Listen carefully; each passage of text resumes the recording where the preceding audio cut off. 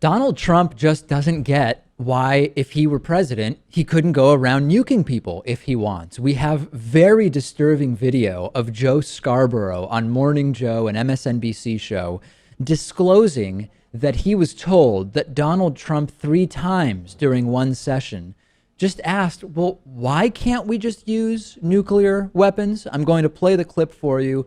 It is very disturbing, and even more disturbing at the end of the clip, you will actually hear a military expert say, you know, the system is designed for whoever is president to be able to launch nuclear weapons pretty damn quickly if they make the decision that they want to. Take a look at this. Several months ago, yeah, a foreign policy expert on the international level went to advise Donald Trump, and 3 times he asked about the use of nuclear weapons. 3 times he asked, at one point, if we have them, why can't we use them? Right. That's one of the reasons why he just doesn't have foreign policy experts around. Trump asked 3 times. 3 times in an hour briefing, why can't we use nuclear weapons? With that. Be careful, America, and be careful, Republican leaders. So, General Hayden, your party is blowing up. I want to ask one more time, and it may be classified, but the steps. Donald Trump decides to use a nuclear weapon. What is the time frame between his decision and when the nuclear weapons are launched? Joe, it's scenario dependent, but the system is designed for speed and decisiveness. It's not designed to debate the decision. This is terrifying. I mean, this is legitimately terrifying in a way that we haven't seen since the collapse of the USSR and the end of the nuclear arms race. There's always a risk of some rogue state getting a bomb or figuring out how to make a bomb. It's sort of part of why the Iran deal was hugely important. But an American president who during a briefing in 1 hour is told 3 times, hey, here's a problem that you should be aware of. Oh, could we use a nuke there? Here's a second problem you should be aware of. Oh, and what if we just used a nuke to solve that problem? Here's a third problem you should be aware of. You know what sounds like the solution to that problem? Nuclear weapons. This is effing horrifying, Lewis. I don't know of any other way to put it.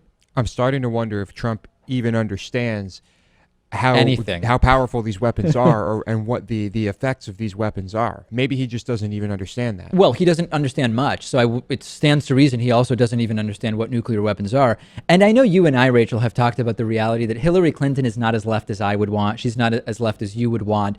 But she's not confused about why we can't just start nuking people. There are relevant differences between the candidates, even on foreign policy. Yeah, there's a big difference because she introduced the Dirty Bomb Act in 2005, trying to increase security of radiation sources as opposed to saying, okay, let's just take them all out, let's increase everything, and this is going to be a full-on nuclear war. When you think about President Obama's comment that Donald Trump is unfit to be the president, when you think about Hillary Clinton's comment that he is temperamentally not qualified to be president, this is the stuff that we're talking about. And I know that I get frustrated. I assume you guys do too, when people say there effectively is no difference between Hillary Clinton and Donald Trump. Well, the fact that Hillary is not Bernie doesn't mean that Hillary is Trump. And that has never been more clear than after hearing this. Yeah, this should wake some people up. Okay, maybe things won't change on Wall Street. Maybe things won't change in the baking industry. Yeah. Maybe things won't even really change that much in terms of foreign policy. Right. But at least there won't be nuclear exchanges. Right. This really sounds like an individual who is disturbed and clueless to a degree that we haven't seen for a while. And Lewis and I received some tweets, Rachel, people asking, do we think that a psych eval should sort of be standard for anyone who is a major party nominee? And this is the type of thing that makes me say, yes, it should be standard. I definitely think there should be. And I also think that in terms of kind of everything he's saying about nuclear war and nuclear weapons is that, okay, well, now I'm just going to further align myself with Putin as well and just kind of showing this showing this type of arrogant belligerence. Yeah. And what do we make of that? That is fascinating. We've been talking about this possible link between Trump and Russia and Putin. What is more belligerent and arrogant and Putin-like than saying problems? Nukes. Those are the solutions. If ever Trump has sounded more like Putin, it is this type of thing. It actually is probably an insult to Putin. This probably goes beyond Putin to some degree. Well, if Trump were to become president, what would be the difference between him and Putin? I mean, Putin rides on horses, shirtless, and does judo. Trump rides in his chopper. Yeah, but they're both rich white guys who seem to be incredibly arrogant and full of themselves.